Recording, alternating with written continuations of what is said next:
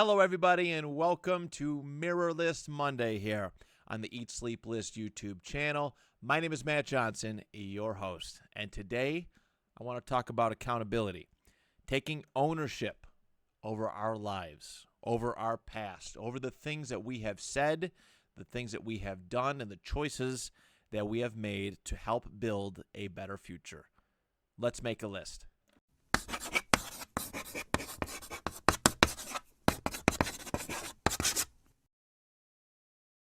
So every one of you watching this video, whether you love your life or you are overwhelmed and burdened by it, whether you wake up every single day positive, happy, excited to see what the day brings, and there's not a cloud in the sky that can rain on your parade, or when you wake up, you're stressed, you're anxious, you have a lot of issues going on in various aspects of your life.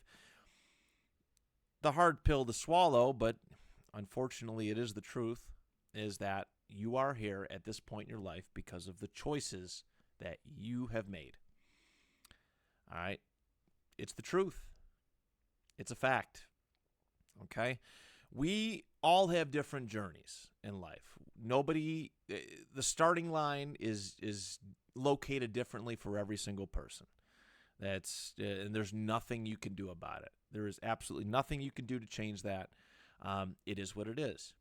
But along the road that got us to where we are in the present moment, how we navigate challenges, changes, and experiences, it determines where we end up at. Okay? So for the positive folks, let's start off with that, even though we're going to focus on the other aspect. But for positive people, all right, taking accountability is a sense of being proud of yourself, being proud of how far you've come, how much you've learned, how much you have grown as a human being, and what you've accomplished. All right, you have to take a positive accountability standpoint, because sometimes you got to be your own biggest cheerleader, and that's okay. Like that, there is no shame within that. All right. Of course, staying humble is very important, but you have to pep yourself up because nobody else will. All right. More often than not, nobody else will. But I want to focus on the negative aspect of accountability because, Mirrorless Monday, there's nothing that screams accountability like a mirror. All right, looking at yourself in the mirror and looking at some of the bad decisions that you've made along the way, some of the things that you said that were incriminated you or something, choices, right? Those forks in the road and making the wrong choice. We all come across that. That is our journey. That is our road. Taking accountability and ownership for that is the best way to grow as a person. People who lack accountability love to point the finger at everybody else for their problems. All right, it's easy. If you really truly believe in who you're pointing the finger at for whatever for, then it's one less burden on you, I guess. There's a fault to it. Because if you blame everybody else for your issues, then are you really growing as a person? No. You don't change. You don't become a better version of yourself when you blame everybody else for your issues. And a lack of accountability is easy in this world. Every day we wake up, we are surrounded by people who lack accountability. All right? I've been experiencing people with zero accountability since the day I was born. All right, I've been surrounded by people who take zero accountability for their actions. They're quick to point out everybody else's faults, but never their own. And that's the world we live in. All right? Every day you wake up, you look on your phone or you look on the TV or a laptop. All right? We have politicians who take zero accountability for their actions. They're quick to point the finger at somebody else, some other political party or ideology. These are supposed to be our elected officials who represent us, and they show no accountability at all. And obviously, in the world of politics, like accountability, taking accountability would be the end for anybody. But that's, again, this is the norm that we have established, is that it's okay to not be accountable. The most successful politicians are those who can blame the other person the best. That's what it is. Workers, all right, we go to work every single day. Well, most days. And there's two facets of I don't know, conflict. You have workers and management. All right. Management never believes the workers are working hard enough, and workers think that management is incompetent. Well, I guess they both levels kind of think each other is incompetent. So there's that level of unaccountability, because it's easy for management to blame their chaos on the employees. All right, and it's easy for employees to blame their bad habits or their lack of structure or their own chaos on management. And there's valid points to both of both sides. That's for sure. And then there's the lazy, hardworking debate amongst workers, that conflict. Okay, lazy people blame hardworking people for making their jobs harder, all right, for doing too much. I have a union job, and I experience that all the time. I like to believe, and not cockily, arrogantly, that's probably a better word, but I like to believe I'm a hardworking guy, all right? I tend not to stop, and there was a point where I was taking overtime as much as it was offered. And there was folks who were offered overtime, declined it, and then said that I hogged all the overtime. I was actually just having this discussion today. And it's like, what? I did it. I took the opportunity to do it. And there's nothing that you can do for the lazy worker. Like, there's nothing is good enough. But at the same time, the hardworking workers blame the lazy workers because management can't trust the lazy worker.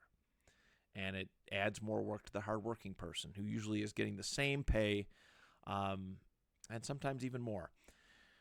There's the kid-parent conflict that sometimes happens, okay? There's certainly a lot of finger-pointing in that, and there's some of it is very valid. Mental trauma and various abuses that can occur.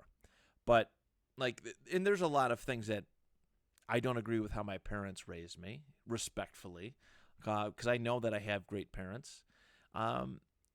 There's just things that I would do differently, and I take accountability in that. I know that my parents did the best that they did raising me, with the times that they lived in, all right, with their own experiences, and so on and so forth.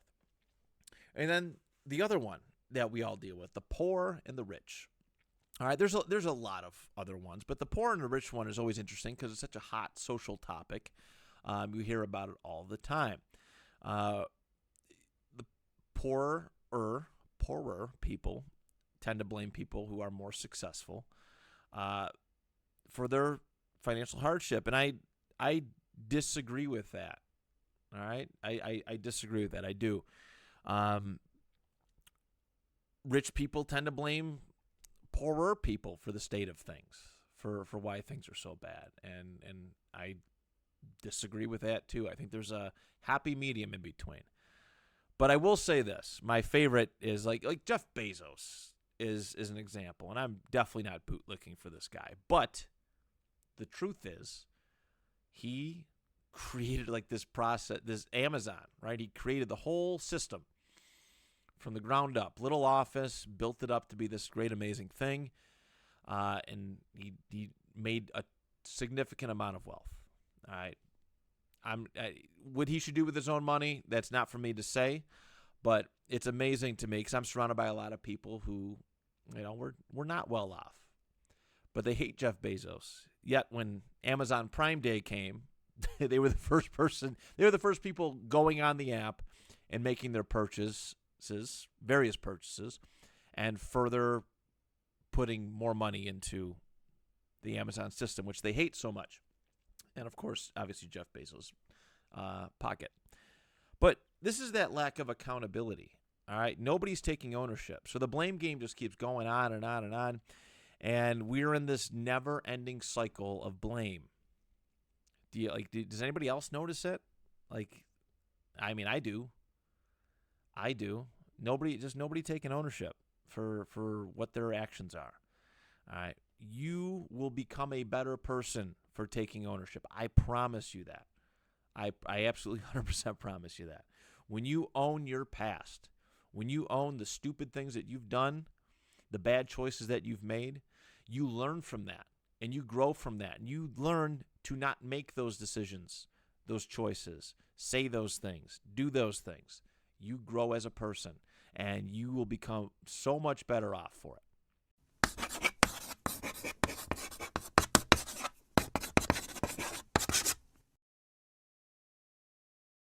All right, the most important thing that I can tell you from this video is to look in the mirror.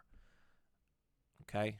Look in the mirror, figuratively or literally, and examine your life.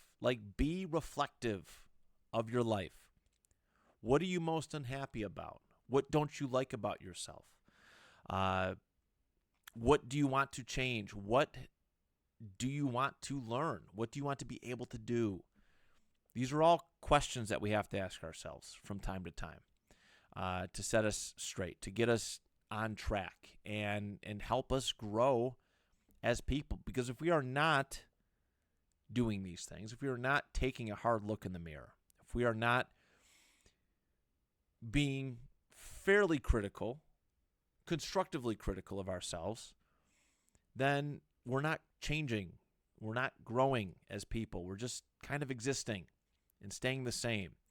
And if you stay the same in this life, you're usually falling behind. All right? Since I started taking accountability a couple years ago, my whole perception of the world has changed. I see the world differently. Maybe you will too. I see people differently. And maybe you will too. I look at people in two different groups. There's accountable and unaccountable. I don't know. I'm talking like Italian. All right, I'm talking Italian, I guess. But I look at people as accountable or unaccountable. And I tend to gravitate towards those who take ownership of things, whether they're completely to blame or not. I like accountable people. I gravitate towards them because accountable people are successful. Different levels of success, no doubt about it, but they're successful in whatever they choose to be. Unaccountable people are usually they're not. They're not. It's everybody else's fault why they're not successful. And that's the hardest thing too. That's the most difficult thing, especially for me, who again likes to believe I'm accountable, is working on it constantly, especially over the last couple of years. But to see unaccountable people not take ownership of their life, all right, not grow, not try and grow and become a better version of themselves. I've been watching The Quarterback Show, all right, on Netflix. Just a quick story here. And Joe Burrow is a guy who I think is just awesome. All right. Anybody who watched the 2024 season knows that the Bengals didn't do good. But there's not one person who watched Bengals games and thought that Joe Burrow was the problem. This dude had an MVP-like season. But within it, he mentioned that he has to play harder. He has to do better. He could have played better. They would have made the playoffs if Joe Burrow played better. That's what he said. It was either in that show or a press conference. Forgive me for mistaking that. But this is a guy who laid it all on the line for his team last year, and is the only reason why his team was in playoff contention was because of how good he played. And Joe Burrow, I admire that. Bit of an over-accountability deal, but accountable nonetheless. And he's going to become a better leader and a better football player because I know he believes that. This is why he's successful. This is why he won a national championship and an AFC championship and is one of the highest paid NFL quarterbacks. Accountability. It got him to this point. It got him to be the best version of himself. And he's going to only keep growing. He's going to keep becoming better. All right, I idolize him for that. Have that sense of accountability. And while you may not be an NFL quarterback with a couple million coming your way every single game check, you will grow. You will be better. The path that you have chosen in your life, you will find success in it. I promise you that.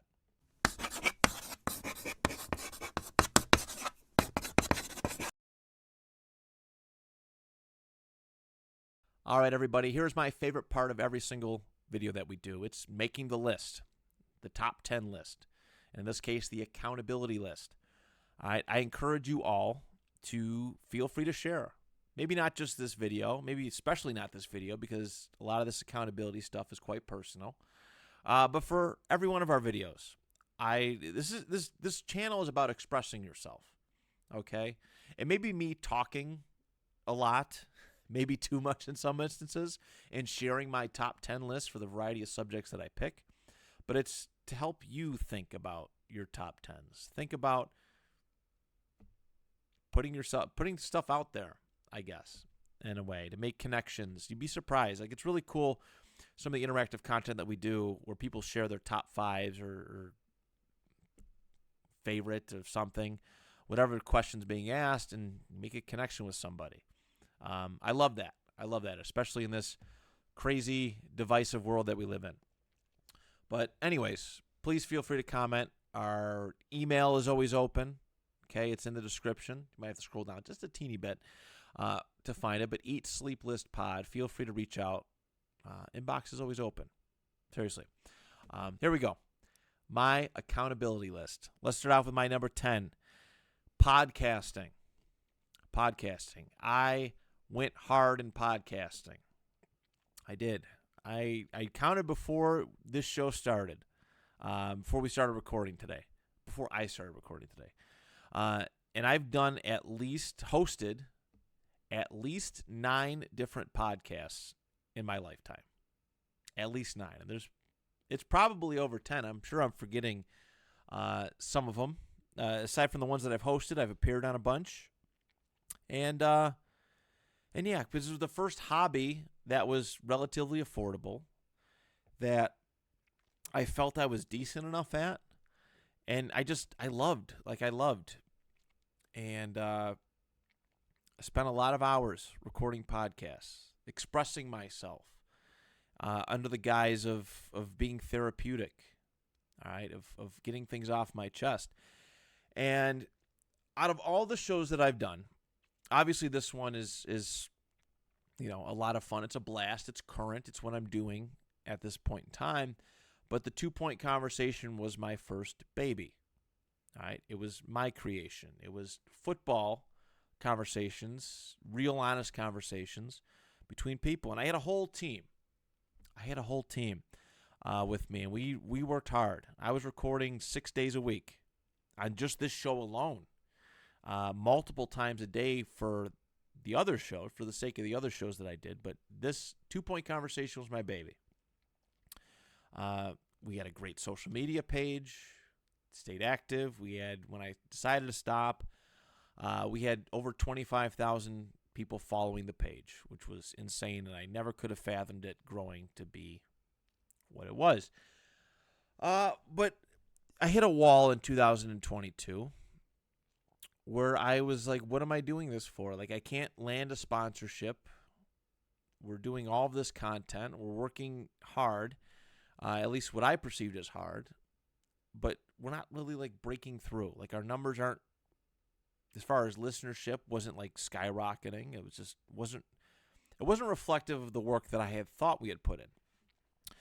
I blamed a lot of things. I mean, I never point the finger directly at somebody, but I would, a co-host not keeping up with their weight. They're holding up their weight, so to speak. Like internally, I did that, and I blamed the how many just famous people already had podcasts. So like people weren't going to give mine a chance, my football show a chance, if there are actual football players having a podcast. Lack of accountability. Okay, what could I have done that made myself different? But the thing that drives me the most nuts looking back is that I did not utilize video at all. I did not utilize a YouTube channel like at all. I mean, towards the end a little bit, but I have almost like 900 episodes of audio podcasts for the 2-Point Conversation. And less than 5% of those audio versions were actual like videos. And people, like when you're watching stuff, you want to put a face to the voice. And that's something that I did not do. I mean, we had a lot of fun stuff. We did retro fantasy football, which I'm doing now with my friend Andrew on the Nostalgia Funhouse page and our YouTube channel. And like we did current discussion topics. We did NFL history. We did we did trivia games, and we did film study. Like there was a lot of cool stuff that we did, and we just never put it on video because I was nervous about putting my face out there. And I was nervous about putting my friends' faces out there because I know how the internet can be sometimes. And ultimately, that was my decision. It was my choice not to do that. And the 2-Point Conversation fell short because I feel my lack of hitting every avenue. Okay. That is why, like this show, which is for years, it's its own separate audio podcast, but like this is why when I decided to finally start doing this channel back in February is why I chose to do a YouTube only version featuring just myself, putting myself out there, putting my face out there, and hoping for the best. All right, now if this doesn't work out, I feel like I've done just about everything that there is to do. There's definitely a lot of other things that I could do to make this page better, you make this YouTube channel better. There's a lot of different avenues I can hit, and that's also being accountable. But the lack of success is my own. I own that. All right. We're going to talk about some other things too, where like success and lack thereof, I put squarely on my shoulders. But my lessons from that, me taking accountability and growing as a creator of content, is that I need to do more. If I'm working 10 times as hard or 10 times harder than people who are doing better than me, and I'm not better than them, then I'm not working hard enough. It's the truth. That's accountability. That's my number 10 is podcasting and what I have not achieved in this realm. Number 9 is general sports failures. And I'm going to specify one sport a little bit later on in the list, a little bit down the road, but I'm going to specify this. Like I've done a lot of sports in my life. I've done baseball, basketball, football, football, ran cross country, threw track and field, played volleyball. I don't know why I'm trying to count my fingers here, but I'm just getting all confused. But I played a lot of sports in my day, and I failed at a lot of sports in my day. I think the one that I regret failing at the most is football. It's football.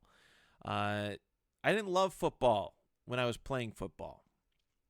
When I was little, playing the I don't even know if it was Pop Warner, but the youth programs, it wasn't really a choice. My dad was very athletic when he was younger. He grew up with athletic siblings and wanted to put me in it. And I just didn't like the environment. It was weird. And then my third year of youth football, it was too heavy, which is weird. I feel like weight requirements, like weight limits in football, youth football, is just silly. Kids are growing at exponential rates, but it's beside the point. In high school, I played volleyball in my 8th and ninth grade year, and after my ninth grade year, everybody was trying to convince me that I should go and play football. And I didn't really want to, looking back. I was happy playing volleyball. I was decent at it, and the volleyball team was not good. So playing it would have led me to stand out a little bit. But so I have family members, I have teachers, other coaches trying to convince me to play football for my high school team. So in 10th grade, I gave it a shot and hated it. Absolutely hated it. I hated the culture of the team. I hated, like, it. I didn't like a lot of the kids I played with. But and I wasn't successful. I never got playing time. I got playing time on special teams when we got scored on, and we got scored on quite a bit. It was not a good football team. JV 10th grade year. And the truth is, the fact of the matter is that I went into playing high school football for all of the wrong reasons. Not because I wanted to, even though I made the choice to do so, but I was, I had all these people in my ear, all right, with their claws in me, pointing me in this direction to go play football. So I went and played it for all of the wrong reasons, and I blamed everybody but myself. I blamed the coaches, and I blamed other players, and just everything. Like, I played the blame, and there's so many stupid terms that I used, but like, I just wasn't good. I wasn't good. I wasn't dedicated. I didn't love it. I didn't love playing it the way that I had to. I should have loved it if I really wanted to do good at it. I just went into it for all the wrong reasons, and I realize that now. Years later, I realize that now, and now loving football as much as I do, loving watching football and playing football as much as I do. When I get asked to do it, I regret that. There's a bit of regret on that part. So it's a twofold thing, but I take ownership of that. I was not good at playing football in high school because I chose to not be good at playing football. It's the truth. Nobody held me down but me. All right? Nobody held me down but me. And I own that. So that's my number 9, is sports failures, but specifically football. Number 8. I'm going to go with college. I tried college twice. The first time, terrible, terrible mentality. All right, I skated through high school. I didn't study. I just kind of went, did my homework, barely passed my classes, and got to move on. And that's not good, right? That's not a good way to carry yourself with education. College, my first attempt in college, I tried that. I tried to do that, and now I'm paying back student. We're going to talk about student loans in a little bit, but I'm paying back student loans for a degree I never earned. All right, I did not do the work. I thought I could skate by in college like I did in high school, and it blew up in my face. I went for physical education at Niagara County Community College and Monroe Community College. And while I was a little bit better in Monroe because I learned from my failures at Niagara, ultimately I did not achieve a degree because my lack of effort. I was distracted. I was trying to have a social life, finally. All right, I trying to have a legit social life while I was in college, and it was just too much. It was too much, and I couldn't handle it, and I regret it because, say what you will about college, but it's a pretty cool accomplishment if you get a degree. It's pretty cool, and one of those things that I regret, but I own that I didn't pay attention. I skipped classes, all right, and part of it was at the time I really wasn't paying for it. I was getting financial aid. Now I'm paying for it, but I screwed up in college. And then my second attempt, I went in with the right intentions. I started off really good. Like my first semester, I believe I was in the 3s. All right, which was I'm pretty sure I was in the 3s. I was doing good, and then slowly started to decline. I went to Rochester to school for, and it was just too distracted. I was trying to be a pro wrestler, so that took up a lot of my time, weeknights and weekends. I had to work. Had an apartment. I had to pay for things, pay for food, pay for rent, working part-time at Dick's Sporting Goods. And I had a relationship. I was in a relationship. So I got 3 extra things there while I'm trying to go to school and be successful. And it's just, it was overwhelming for 20, 21-year-old me. And I couldn't handle it. And I own that. So college is my number 8. Number 7, social issues.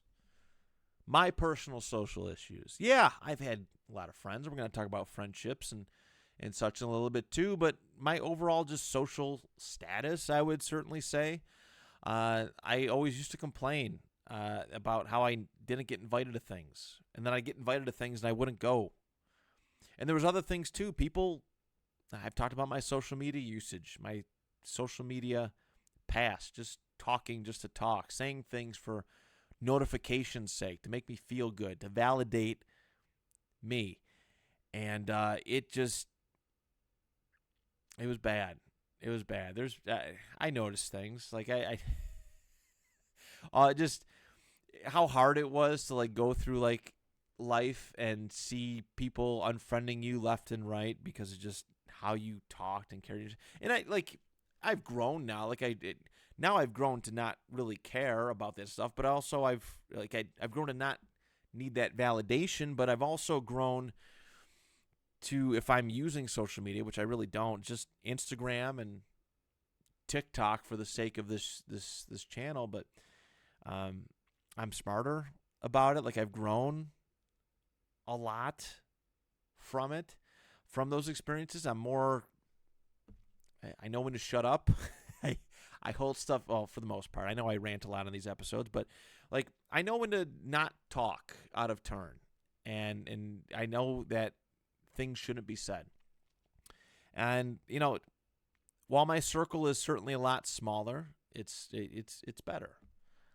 It's better. I used to yearn for a big circle, big social circle, because I thought all the cool kids in high school and college and life did that. But yeah, I incriminated myself a lot. I did a lot of harm to my image through social media, and I own that.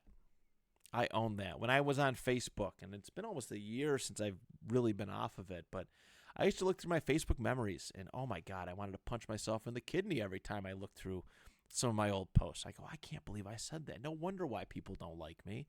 No wonder why people don't ask to hang out with me. It's because of how I presented myself, and social media was everything to me. Social media was social status to me, and I failed because of that. So social issues, social media issues, a social life. That's my number 7.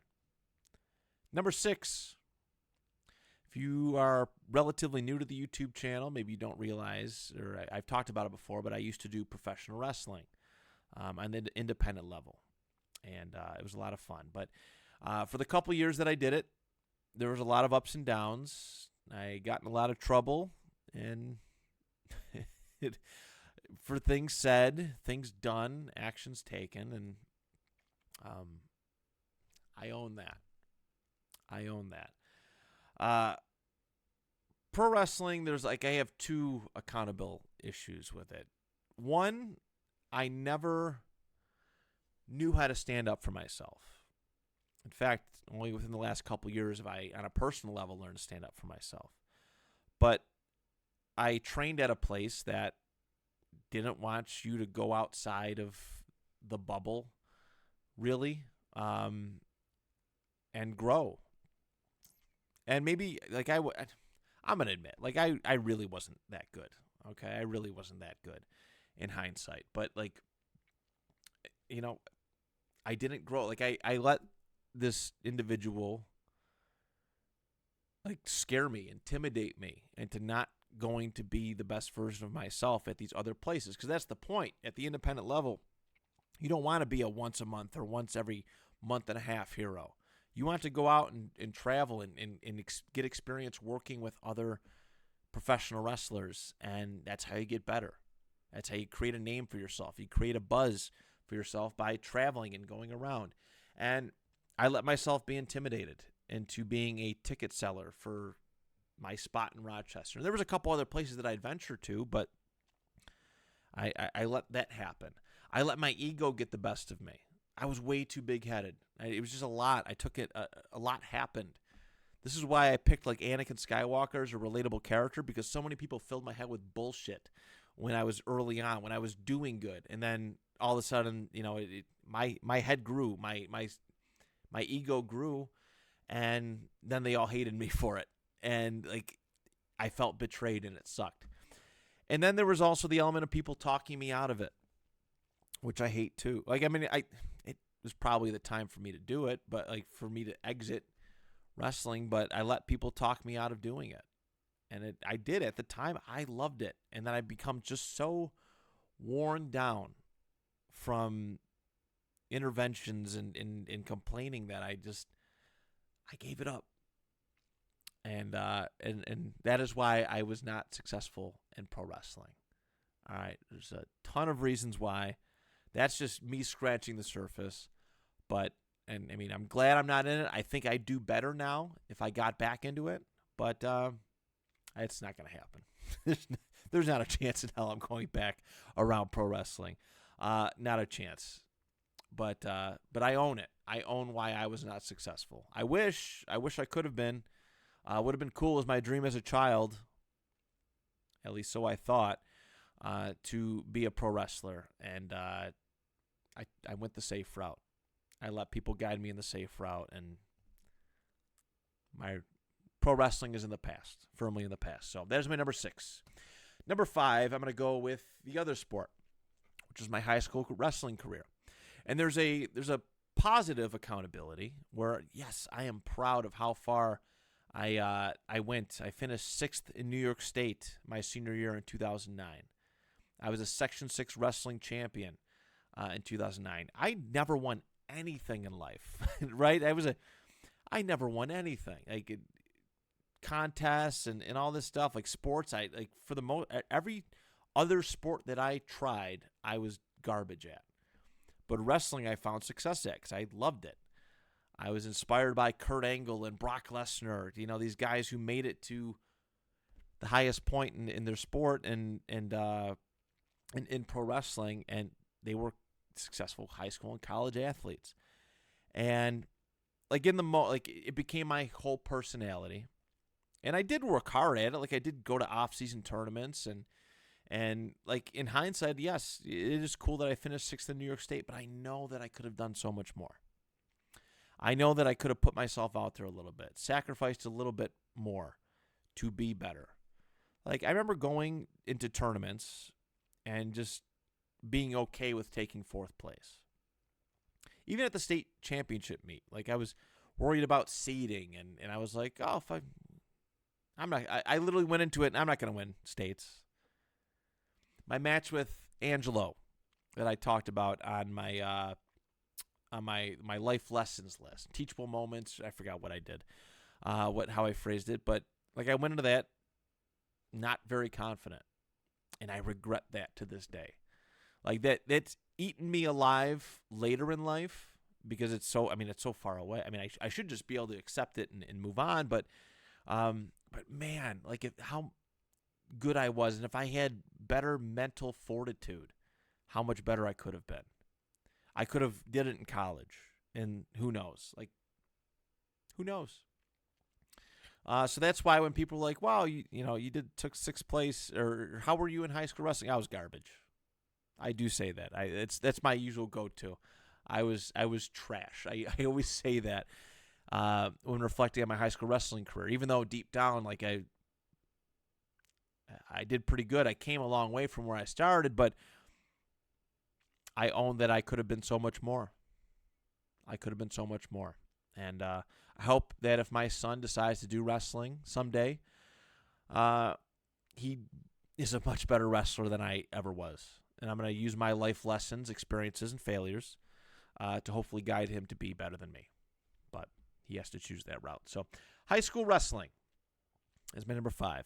Number 4, I'm going to go with my weight issues. Weight issues. I've had recording issues doing this episode, and I'm kind of glad it waited to this point. But all my life I've had weight issues.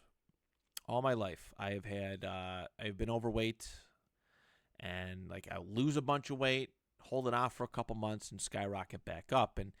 And you know, I can't use the I'm just big boned excuse, or when I look at stuff I get fat. You know, people love that excuse too. And I look at something, I gain 5 pounds.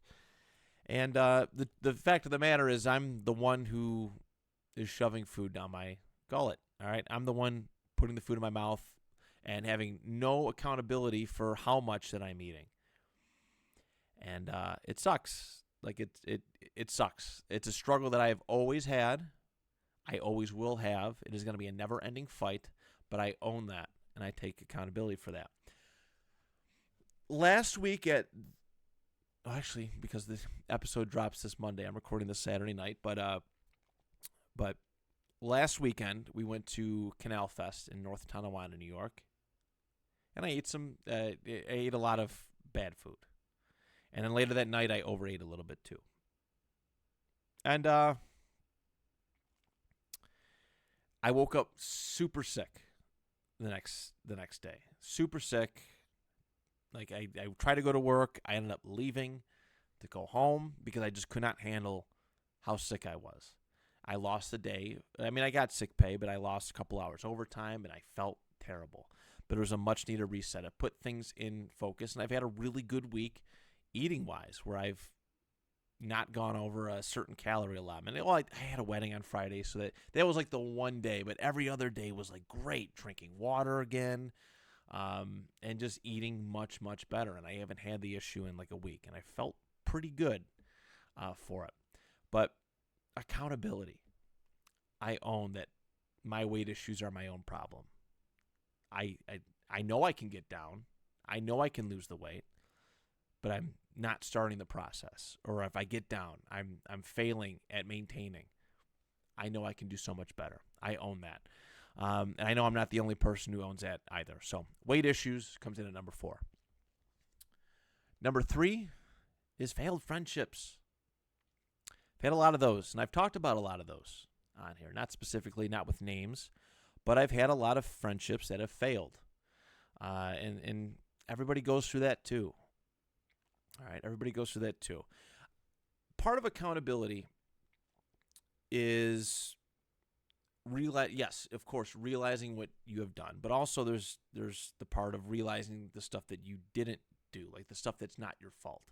Because if you start blaming everything on yourself, you are going to have overthinking issues, which is something that I've dealt with, and so on and so forth. But you have to properly be accountable for your part in things not going right. And friendships is something that I've had a lot of major ones fall out with, and it was just normal for me because like it just my ego, like I deal with people and I feel like I have some level of ownership of their time, and it's just like it's this weird controlling thing that I've had to fight to get to move away from, but it's a part of my personality because it's hardwired into me, and that's been a struggle.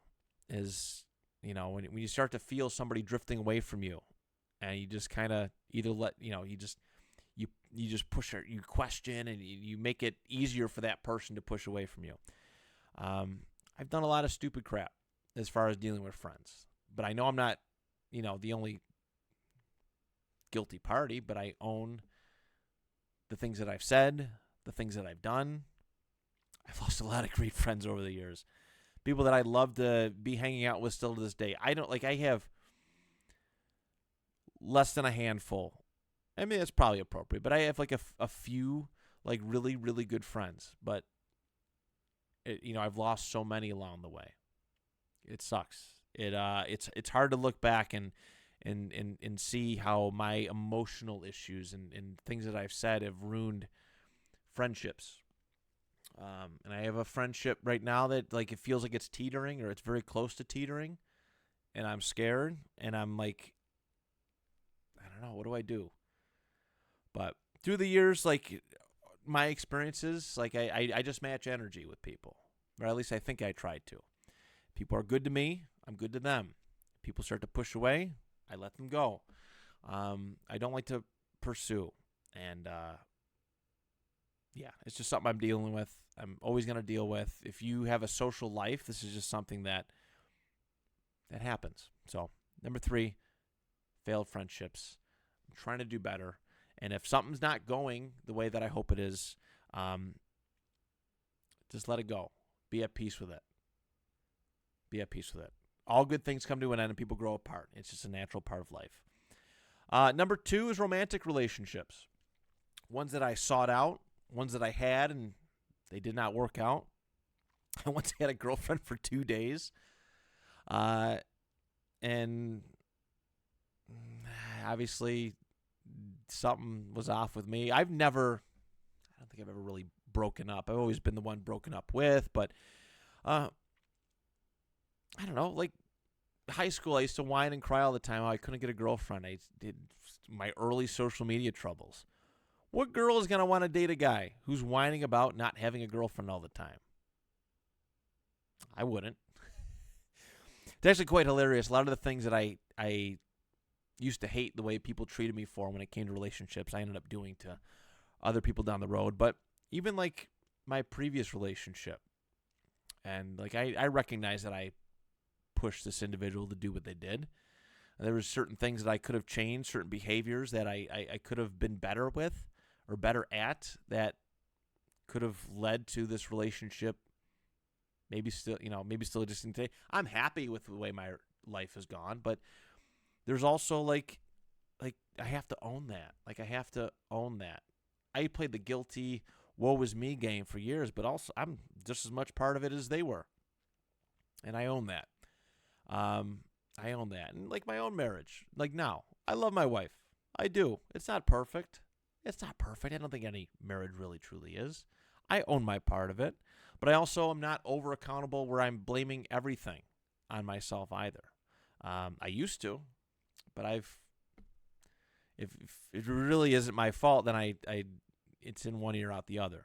If I truly believe it's not my fault, but I do own my part in any issues that we do have. So romantic relationships, that's my number 2. And number 1 is my financial issues. I've had a lot of them. I had a really bad one in 2022. I talked about it a few times on this show, but for those who've just, you've never heard the story before, those who need a refresher.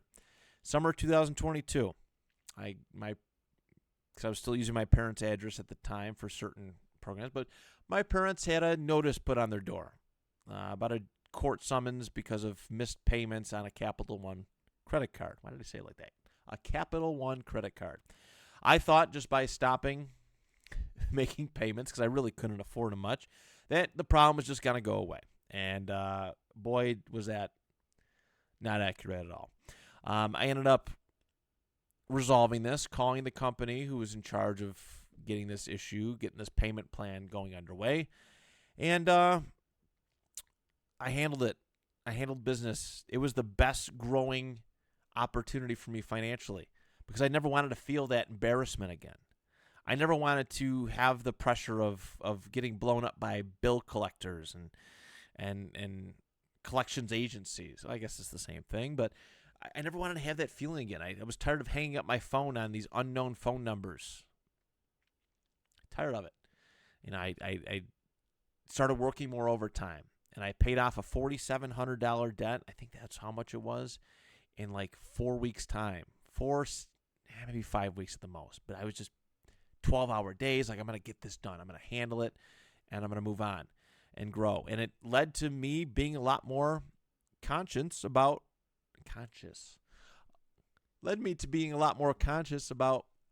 my financial decisions. I don't really buy a lot of stuff for myself now. Like, material possessions don't do anything for me. I don't buy stuff. I don't buy toys or decorations. I really don't buy like video games or anything like that. My bills are my priority, and it seems kind of like a drag. Like, it seems kind of crappy, but it is what it is. I pay my stuff. I don't have bill collectors hounding me, and And now that I'm working a little bit more overtime again, I spend it wisely. I spend it on experiences and not stuff that's going to sit around and take up space in an apartment that does not have the room for it. I've grown in that regard. So, like college loans, like it's easy to blame the loaners, right? The people who are handing out financial aid, but I signed it. Doesn't matter if I was 18 years old or if I was 31, 32. All right. Well, the second time I signed it, I was like 20, 21. All right. I signed it and I own it. I'm still paying back student loans for a degree I never had. I think I've said that already, but I own it. I made the mistake. And boy, oh boy, is it going to feel great when I finally do pay it off, when I don't have to pay that debt off anymore. Opening credit cards. All right. Paying that debt off. Getting them off my back. I signed up for this stuff. I agreed to their terms, and I failed to live up to the terms of that Capital One account. I paid the price for it. But through accountability, I became a much better person, much wiser about my money, more conscious about how I spend it and how I earn it, and putting savings away, looking ahead, and not having irrational spending sprees, no shopping sprees, none of that. And again, I'm a much better person financially for that. So there it is, everybody. The things that I hold myself most accountable for. Again, if you don't feel comfortable sharing some of your personal stuff, please don't. We can have this conversation over email. For those who know me on a personal level, over text or a phone call. I'd love to have it with you. And I hope that through me admitting my issues, all right, some of my regrets in life, some of the things that I used to not hold myself accountable for, but now do, that I can inspire at least one of you to start taking the necessary steps to building a better future for yourself. I know I feel good. I feel a lot of weight off my chest after doing this episode, and yeah, I'm feeling good. We have a fun one this Friday. I'm very excited to get a little creative with each and every single one of you. All right, we're going to start doing these a little bit more. This is going to be the first of its kind for the video format. But, yeah, we're going to get a little creative on Friday. I thank you so much for your time, for your views, for your subscription, and for your support. I seriously love and appreciate each and every single one of you. We'll talk to you on Friday. Till next time, do you even list?